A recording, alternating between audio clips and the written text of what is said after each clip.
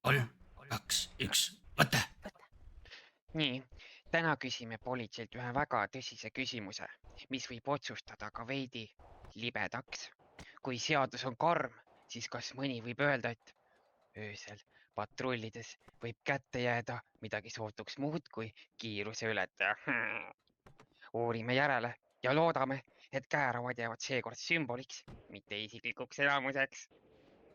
Kui inimene Ja jääb ikka. öösel tänaval kahtlaselt kummaliselt liikudes vahele, näiteks tal on käes piits, seljas nahktagi ja kaasas üllatavalt palju küünlavahaga kaetud pesulõkse, siis kas see liigitatakse avaliku korra rikkumise, B liiga kirglikuks jalutuskäiguks või patrullpolitsei uueks Tinderi üksuseks? Ma arvan, et ma isegi ei oska öelda teile.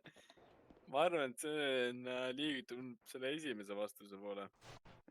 Avaliku korra rikkumine või? Ei, tegelikult ma ei tea. Tegelikult ma arvan, ei kuulu tegelikult mitte kuskile see. Nii et ma võin käia linna peal piitsaga ringi ja vahatatult. Ja täitsa võite. See on teie enda valik. Selge.